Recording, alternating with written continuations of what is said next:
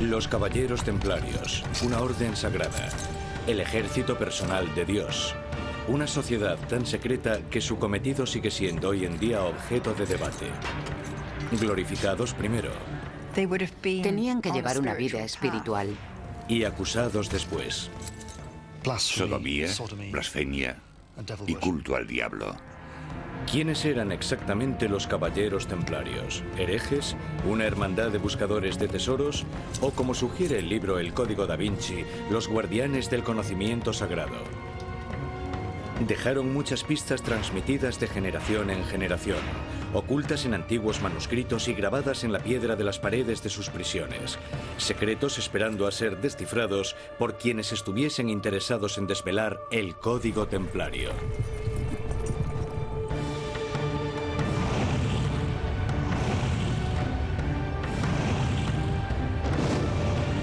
El Código de los Templarios, la Cruzada Secreta.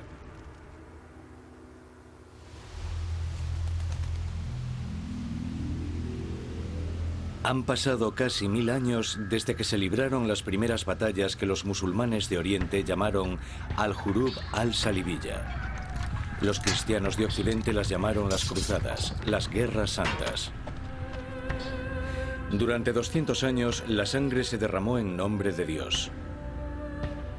Se trazaron fronteras, se formaron alianzas y se crearon enemistades que aún perduran hoy. De aquella sangría surgieron leyendas de héroes, mártires y reliquias sagradas como la espada de Longinus y el Santo Grial.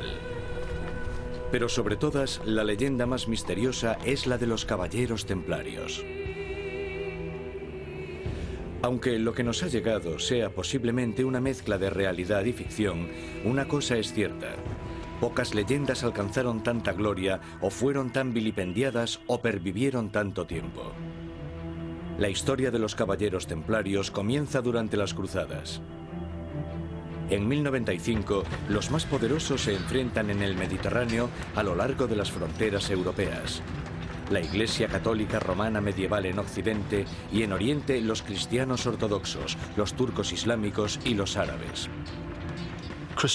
Los reyes cristianos estaban muy al tanto de que esta nueva religión quería invadir sus territorios. Así que también era una cuestión política.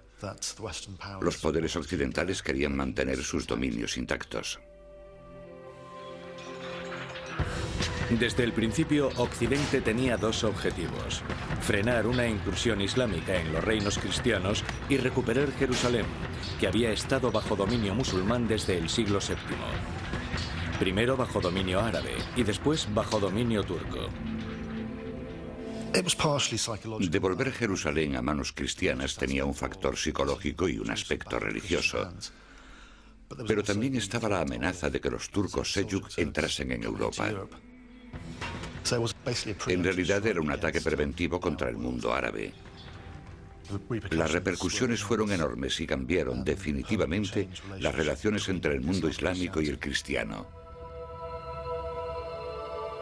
El 27 de noviembre del año 1095, el Papa Urbano II celebró un concilio en Clermont, Francia. Su discurso sería reescrito posteriormente con numerosas variaciones, pero el principal propósito era inequívoco: exhortar a los cristianos de todo el mundo a alzarse contra los musulmanes en tierra sagrada. Una de las llamadas decía: dejad que todos aquellos que hayan sido ladrones se conviertan en caballeros. Fue la primera cruzada que abandonó Europa en 1096. Se la llamó Passaggium Generale, pase libre, que esencialmente significaba que cualquiera, tanto si era soldado profesional, caballero o simplemente un ladrón, podía apuntarse. La Iglesia Católica medieval ofrecía un poderoso incentivo a todos los que se unieran a la batalla: la llamada indulgencia. Con ella se aseguraban de que los primeros cruzados serían un grupo especialmente cruel. Lo que conseguían era básicamente una carta de libertad para salir de la cárcel. Les absolvía de sus deudas y les perdonaba los crímenes. Muchos de los primeros cruzados eran realmente criminales, violadores, ladrones, rateros, y sabían que si iban a la cruzada a Jerusalén, su expediente quedaría limpio. Miles de personas respondieron a la llamada y tomaron la espada. Lo que siguió fueron 3 años de matanza. Los cristianos de Occidente estaban unidos a sus hermanos orientales de Bizancio. Los turcos, árabes y persas, con su historia de guerras, pronto perdieron terreno. En 1099, los cruzados capturaron la última pieza, la Ciudad Santa. Cuando los cruzados tomaron Jerusalén, hubo un baño de sangre. La sangre llegaba hasta las rodillas de los caballeros y los caballos hundían sus cascos en sangre. Mataron a todo el mundo sin piedad, musulmanes, judíos y cristianos. Con Jerusalén firmemente en manos cristianas, los peregrinos acudían a Oriente en masa. La gente quería ver especialmente lugares como Belén. Querían ver donde Jesucristo sufrió su crucifixión. Pero esos viajes estaban lejos de ser seguros, independientemente de quién gobernase la ciudad. Algo que no habían tenido en cuenta era que una vez que Jerusalén hubiera caído, los cruzados volverían a casa y nadie protegería la ciudad. Fuera de la ciudad había vandalismo. Era realmente un lugar peligroso y sin ley. Prácticamente había un ladrón detrás de cada arbusto. Es en este momento, alrededor de 1119, cuando llegan los primeros miembros que se convertirían más adelante en los Caballeros Templarios. Su fundador fue Hugh de Payens, un rico noble de la región francesa de Champagne. Veterano de la Primera Cruzada, con reputación de hombre piadoso y valiente, de Payens se ofrece para reclutar a 9 de sus soldados para proteger a los viajeros cristianos que iban de visita a la Ciudad Santa.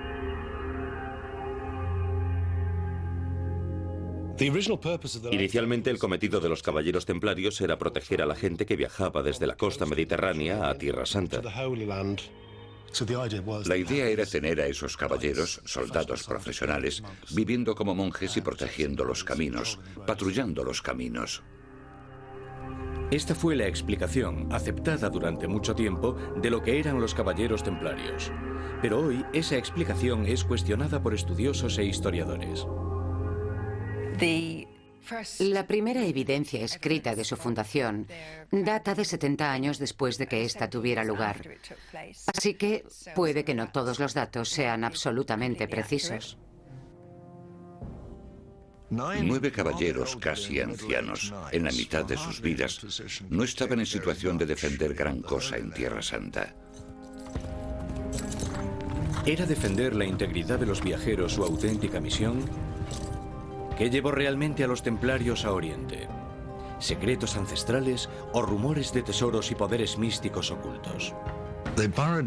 Excavaron a más de 90 metros de profundidad directamente en roca sólida. Sabían exactamente dónde cavar, de dónde les llegaba la información.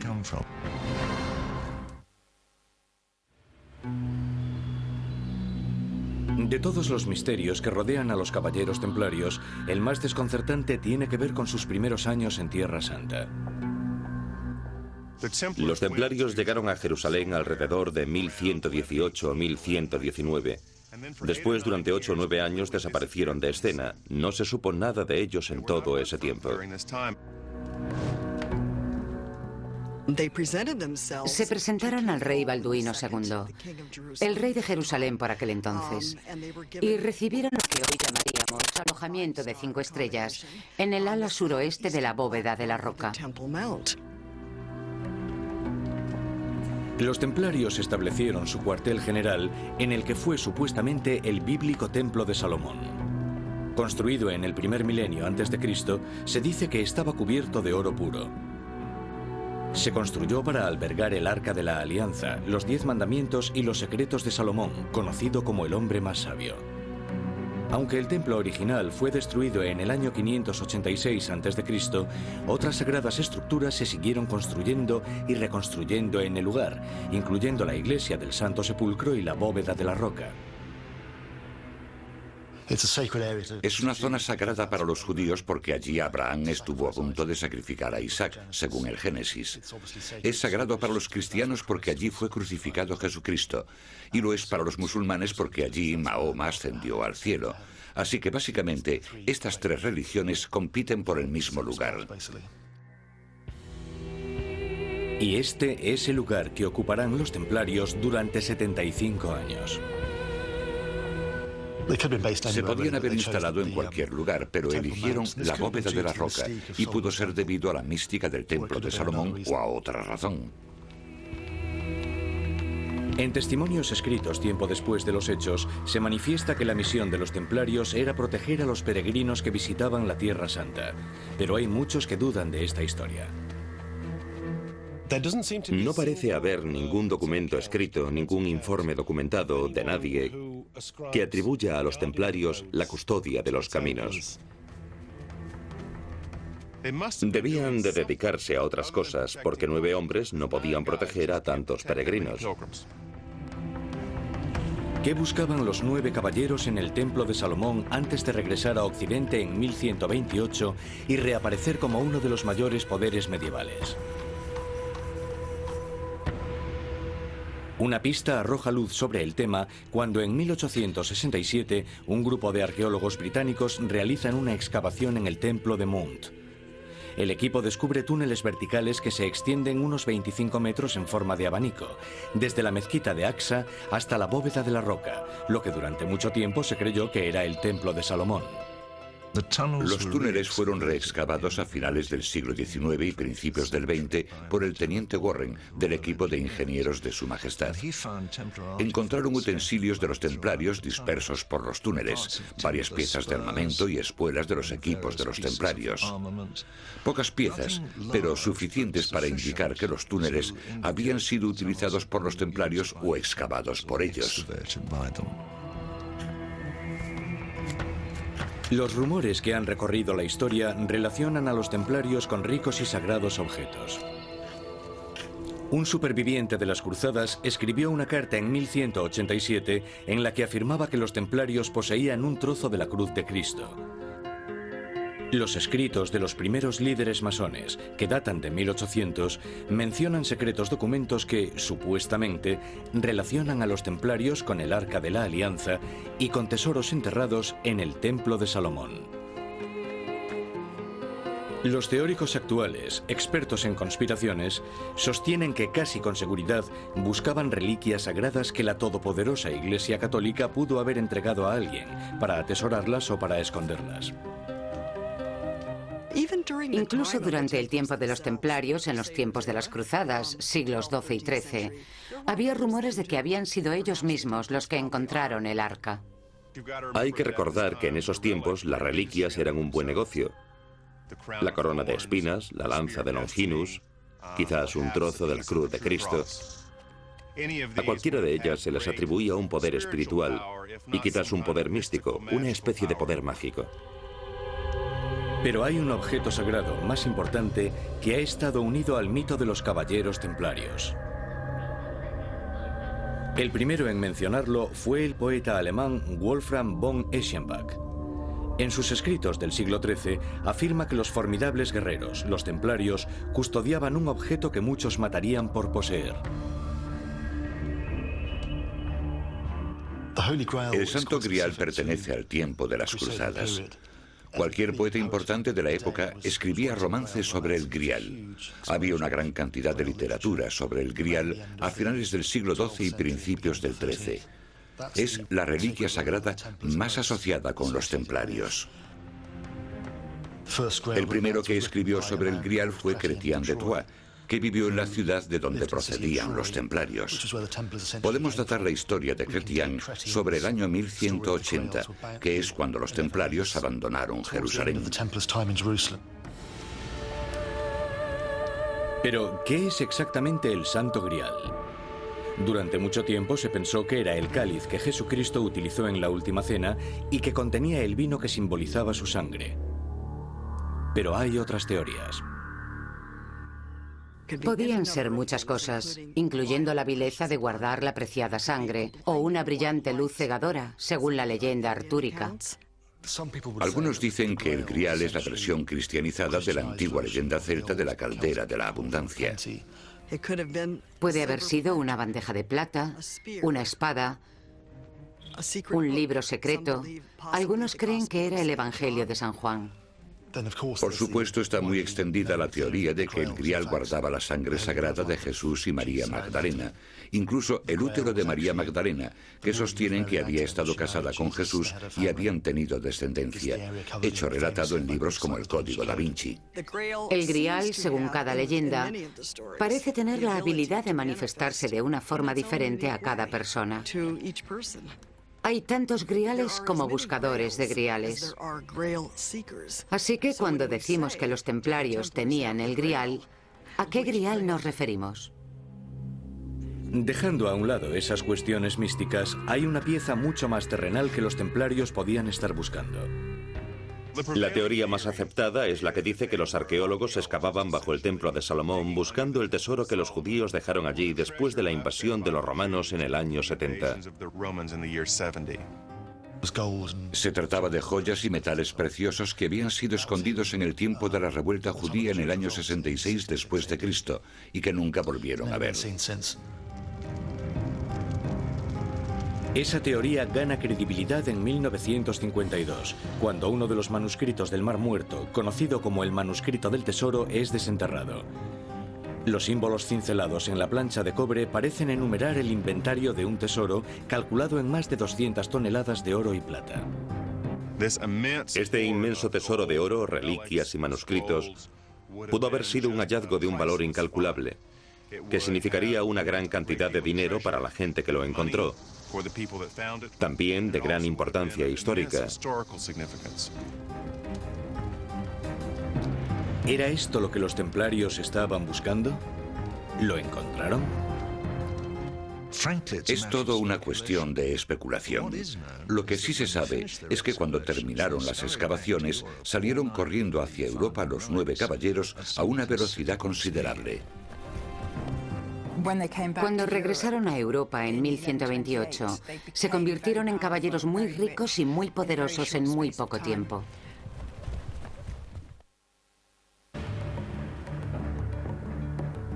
Los caballeros templarios, una orden sagrada y una fuerza militar. Una paradoja sin precedentes. Era una idea novedosa en aquellos tiempos. No existía la figura del monje o el sacerdote guerrero. Habían jurado seguir los preceptos religiosos de pobreza, castidad, obediencia y piedad. Pero también eran guerreros, los más sangrientos e indómitos que vio el mundo medieval. No todo el mundo los aceptaba. Muchos pensaban que era realmente extraño ser monjes militares que asesinaran en nombre de Dios. Pero cuando los templarios regresaron de Jerusalén en 1128, tenían un jefe para ayudarles a superar todas estas oposiciones. Bernard de Clairvaux es el hombre fuerte de la Iglesia en ese momento. Sale en defensa de los templarios, alaba sus hazañas y escribe un manifiesto en su defensa. Bernard escribió: un caballero templario es un caballero valiente y un caballero íntegro en cualquier circunstancia, porque su alma está protegida por la armadura de la fe, igual que su cuerpo está protegido por la armadura de metal. Así que está doblemente armado y no tiene por qué temer a hombres o demonios. Se la llamó la Nueva Caballería, un símbolo de respeto para esta orden. Bernard, que más tarde fue un santo católico, tenía una relación muy estrecha con esta Nueva Caballería. Era sobrino de uno de los 9 caballeros fundadores de la región de Champagne, Francia. Los primeros 9 caballeros estaban relacionados familiarmente. Todos tenían relación por línea de sangre o por matrimonio. Fueron estos 9 caballeros los que asentaron el cuartel general en el Templo de Salomón, y de este lugar sagrado toman su nombre.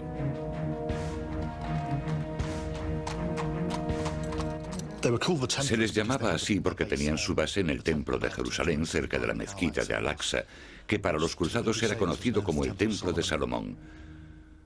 El nombre completo era la Orden de los Humildes Caballeros del Templo de Salomón. Los símbolos de la orden no reflejan las riquezas de los templarios, sino el origen humilde de los caballeros. La imagen más famosa de los templarios era la de dos caballeros sobre un caballo, imagen que hace referencia a sus comienzos. Seguramente no tenían dinero y eran muy pobres. Pero no permanecerían pobres mucho tiempo. En 1129, los caballeros templarios comienzan una de las más exitosas campañas de recolecta de fondos y reclutamiento de la historia.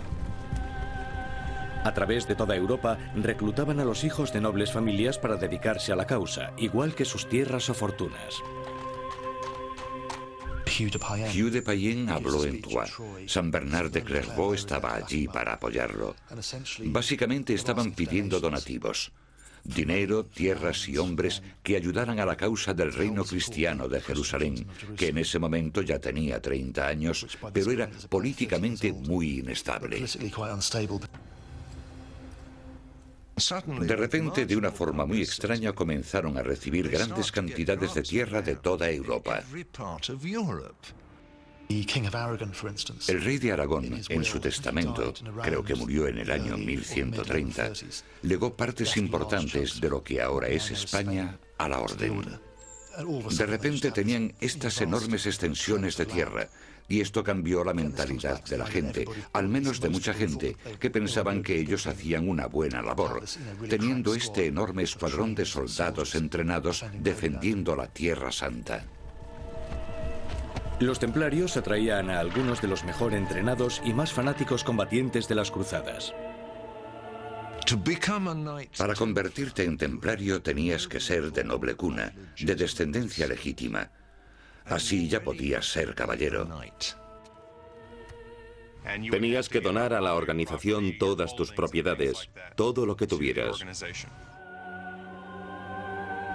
Era este tipo de dedicación lo que Bernard de Clairvaux tenía en mente cuando escribió: "Este puñado de honrados guerreros pueden vencer a cualquier sobrecogedora horda". En 1177, los templarios hacen honor a esa promesa en la batalla de Montgisard, contra el conocido caudillo musulmán Saladino. En la batalla de Montgisard, Saladino, con un ejército enorme, pretendía atacar Jerusalén. Saladino, al frente de un ejército de más de 26.000 hombres, se encuentra con el ejército cruzado de Balduino IV, rey cristiano de Jerusalén. Un ejército de solo 500 caballeros, aparte de la infantería, fueron bloqueados en Ascalón por el enorme ejército de Saladino. Unos 80 caballeros templarios corrieron a su rescate, pero los hombres de Saladino los interceptaron en Gaza. Despreciando esas insignificantes fuerzas, Saladino les dio la espalda y continuó hacia Jerusalén.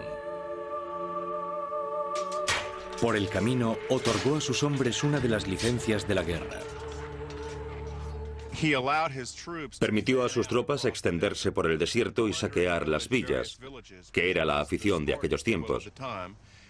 Las tropas estaban dispersas, aisladas unas de otras. Eran más vulnerables y el ejército entero más fácil de atacar. Con los hombres de Saladino ocupados, los templarios se unen con otros cruzados en Ascalón.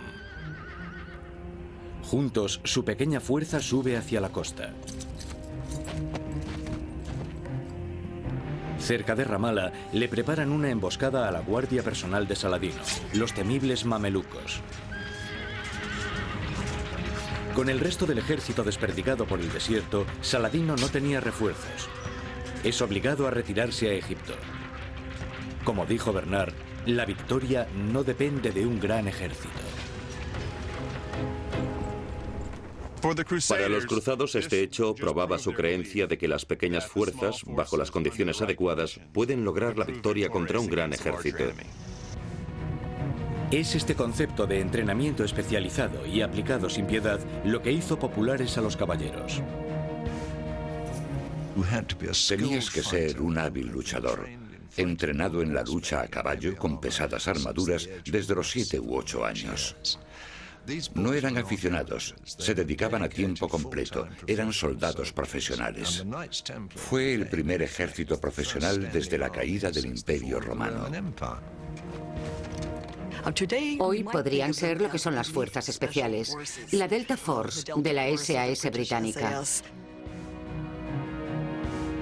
Las donaciones de tierras y riquezas aseguraban a la nueva orden que los caballeros templarios serían los mejor equipados de todas las fuerzas occidentales. Iban a las batallas sobre caballos llamados destrier, que eran unos caballos enormes.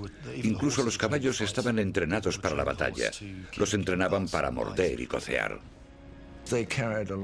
Llevaban enormes espadas con doble empuñadura.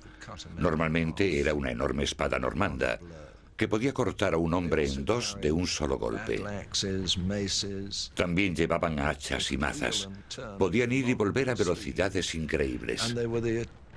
En la batalla hoy serían el equivalente de un batallón acorazado. Si ves venir a un grupo tan cruel como ese, te das la vuelta y escapas. Pero no era solo su habilidad en la batalla o sus armas lo que convertía a los templarios en un enemigo formidable. En sus secretas y escrupulosas ceremonias de iniciación, los templarios reclutados juraban obediencia y lealtad hasta la muerte. Tenían una misión crucial. No se les ocurriría abandonarla, ni abandonar el campo de batalla hasta que la bandera templaria hubiese sido retirada, que sería al final en todo caso. Nunca abandonaban. Una de sus promesas era que nunca aceptaban la rendición. Si eran capturados, se enfrentaban a la ejecución o la esclavitud. Por eso nunca se rendían y luchaban hasta la muerte. Incluso los grandes caudillos islámicos, como Saladino, les tenían miedo, porque tenían una reputación de suicidas. Si morían en la batalla, irían directos al cielo. Eso tiene mucho en común con la Guerra Santa de hoy. Los templarios tenían la misma mentalidad que los terroristas modernos. Cuando iban a la batalla, iban a por todas. No les importaba si volvían vivos o no. Esta especie de fanatismo, con sus juramentos y secretos, hacían a los templarios muy temibles en la batalla, pero un día sobrevino su caída. Los templarios eran posiblemente la más secreta de todas las sociedades. Tenían ceremonias nocturnas de iniciación. Sabemos muy poco sobre lo que sucedía detrás de las puertas cerradas en las ceremonias de los templarios.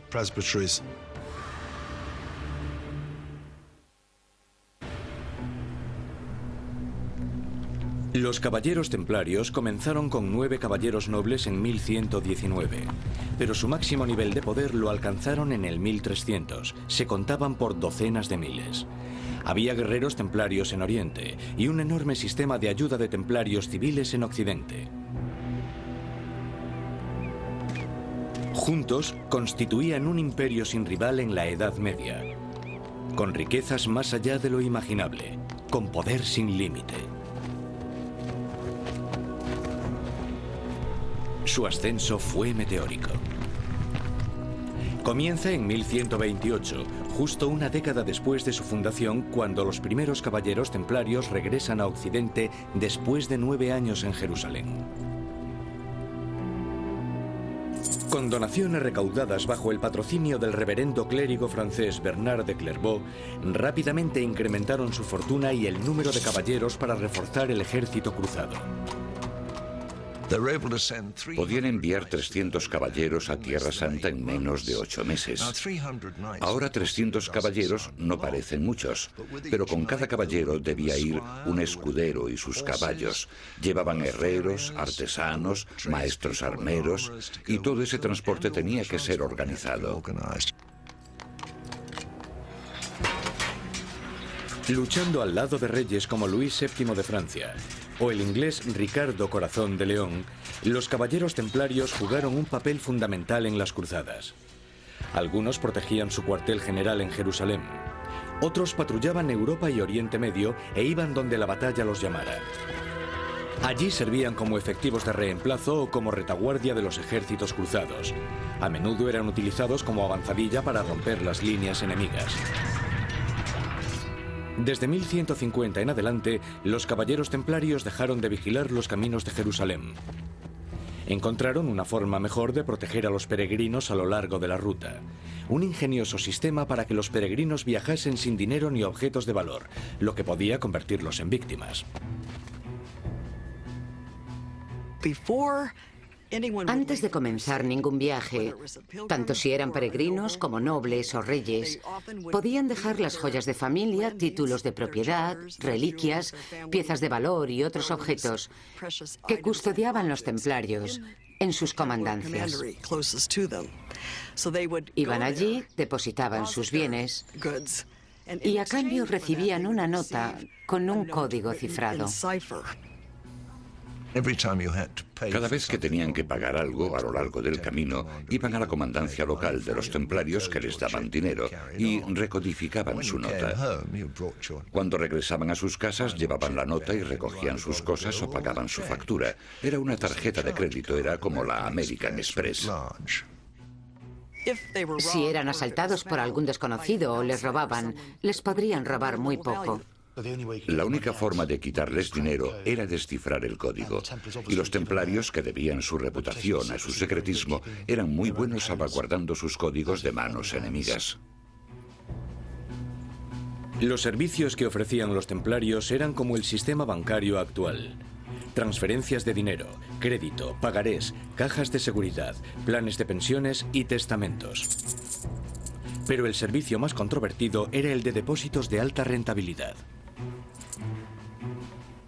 Se convirtieron en banqueros en un sentido muy amplio. Prestaban dinero a emperadores, obispos, reyes, sacerdotes. Había una ley eclesiástica en contra del cargo de intereses. Ellos no cargaban intereses, cargaban rentas. Era un ingenioso y sutil eufemismo. Incluso con sus estrictas leyes contra la usura, la Iglesia hacía la vista gorda. Esa sería la primera de las muchas concesiones hechas a los templarios. En 1139, el Papa Inocencio II, el último protector de San Bernard, el patrón de los templarios, hizo una declaración, la llamada Bula Papal, en la que honraba a los templarios con unos privilegios sin precedentes. Los templarios recibieron unas extraordinarias prebendas de la Iglesia Católica. Se les permitía cruzar fronteras, que era un gran privilegio por aquel entonces. Fueron liberados de pagar impuestos y no estaban bajo ninguna autoridad excepto la del mismísimo Papa. Eso era un acuerdo excepcional en aquella época.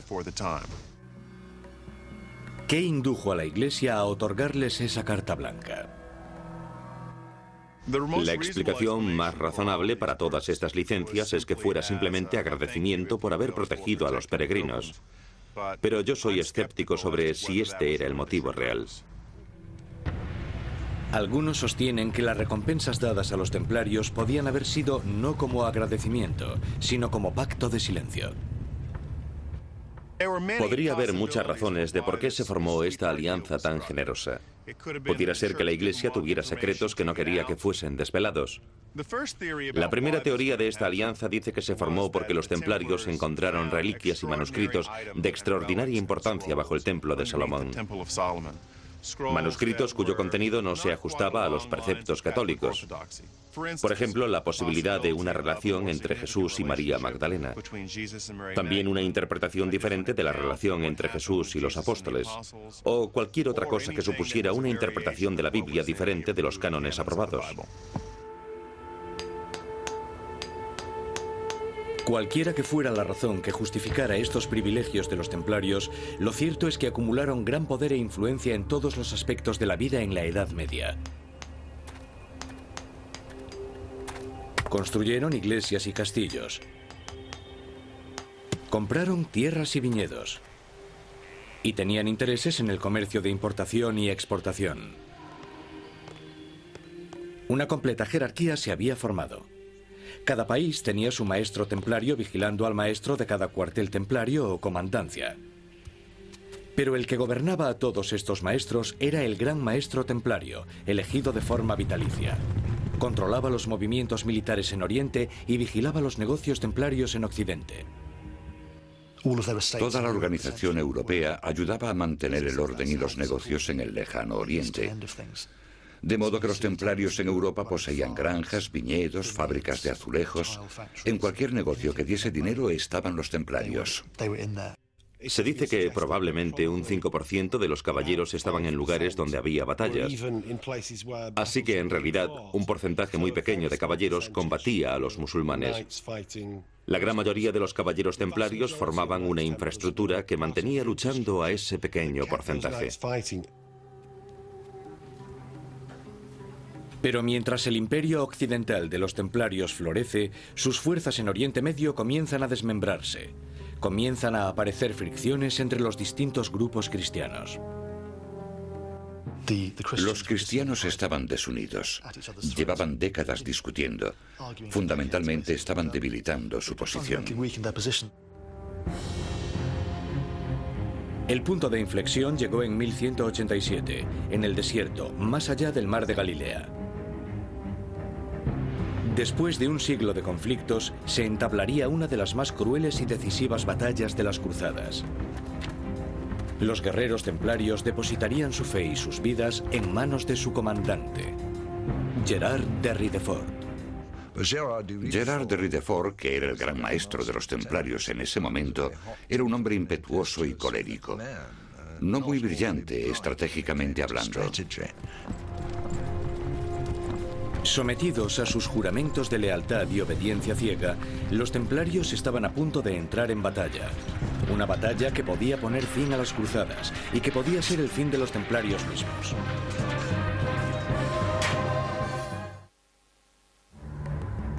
...4 de julio de 1197. La batalla que está a punto de comenzar se llamará Los Cuernos de Jatín, el nombre de dos cimas que se elevan sobre las frondosas colinas de Tiberia, en el mar de Galilea. Sería un punto y aparte en las cruzadas y en la suerte y el futuro de la misteriosa orden militar conocida como los Caballeros Templarios. Ese día, unos 80 caballeros templarios liderados por su gran maestro Gerard aparecieron con el resto del ejército cruzado, un conjunto de diferentes facciones cristianas. Se calcula que formaban un grupo de unos 20.000 hombres. Se reunieron cerca de Séfora. Una vez más, se enfrentarían a Saladino, el gran caudillo musulmán. Saladino estaba guarnecido en Tiberia a una jornada de distancia. El ejército de Saladino era ligeramente mayor y tenía más caballería. Los cristianos tenían más soldados de a pie. Los líderes cruzados sabían que esto era una desventaja. Los cruzados tenían que tomar una decisión: lanzar sus fuerzas al encuentro del ejército de Saladino o permanecer en su posición a la espera del enemigo. Después de una reunión llegaron al acuerdo de esperar en una posición fácilmente defendible. El verano estaba avanzado y la tierra estaba muy seca. Lo mejor era aguardar la llegada de Saladino. Pero no todo el mundo estaba de acuerdo. Entre los disidentes está Gerard de Ridefort, que había sido ascendido a gran maestro templario 3 años antes. Este gran maestro templario a menudo hacía cosas en contra de la opinión del consenso general, solo para mantener su estatus y salirse con la suya. Gerard mantenía un rencor largamente alimentado contra algunos aliados cruzados, prejuicios personales que algunos opinan que podrían explicar sus actos. La idea de mantenerse a la espera en su posición pudo haber sido de su rival, y él intimidó y obligó a la asamblea entera a cumplir su decisión de ataque, no en la noche fresca, sino a pleno día, y en contra de la reputación de buen estratega de Saladino. Eso fue fatal.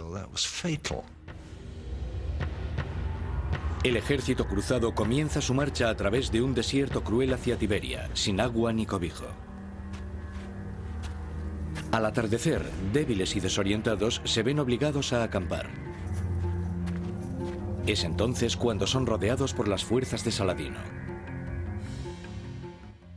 El ejército de Saladino prendió fuego a toda la maleza del desierto, provocando el desconcierto de los cruzados y haciendo su ya maltrecha situación insoportable.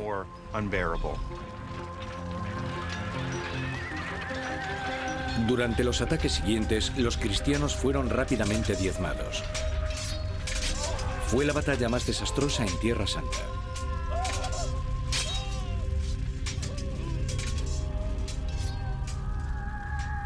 Los caballeros cristianos supervivientes fueron vendidos como esclavos. Según la costumbre, los caballeros templarios debían suicidarse. Pero el gran maestro templario, Gerard de Ridefort, rompió su juramento de no ser capturado vivo. Se dejó capturar a cambio de un rescate. Unos meses después, en la batalla de Acre, fue capturado otra vez y fue decapitado.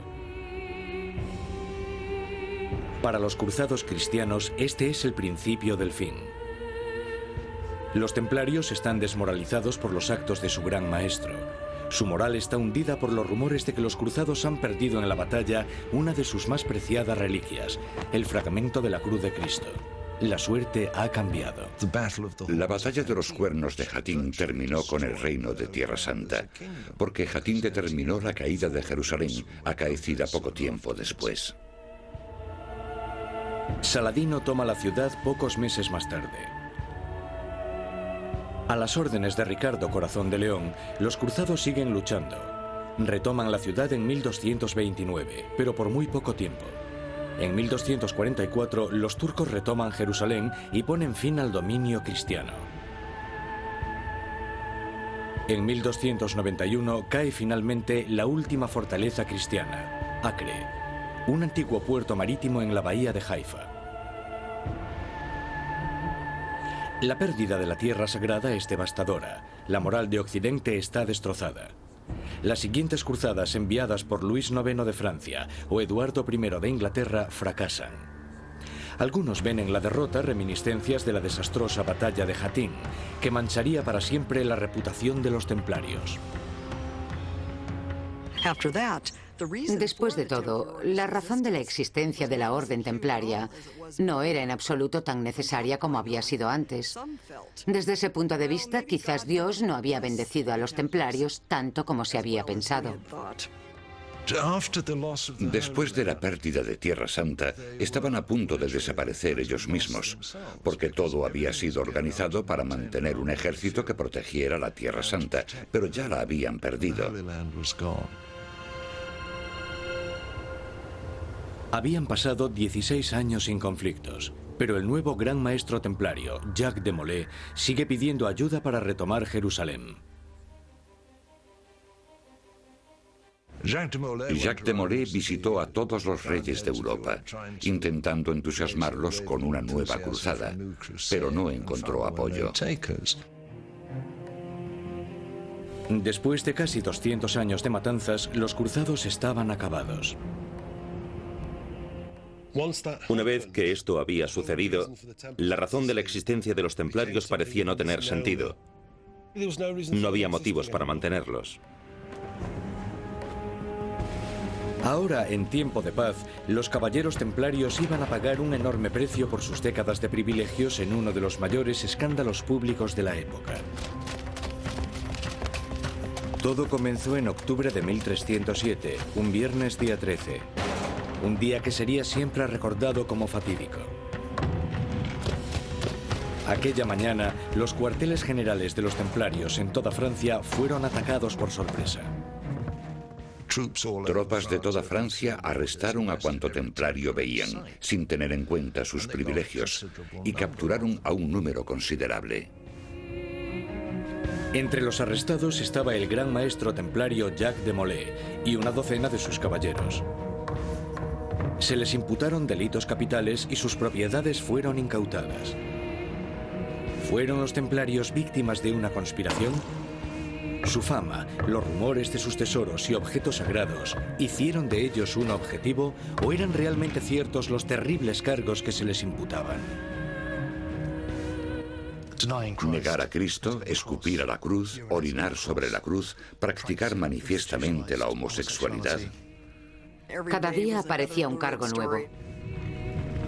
¿Cuál fue realmente el motivo de la caída repentina de los caballeros templarios? En las décadas siguientes, los estudiosos se esforzarán por averiguar la verdad, pero mientras tanto, la Inquisición intentará sacar sus propias conclusiones. Tobillos y pies abrasados lentamente en el fuego. Un artilugio llamado estrapado, un asunto muy desagradable.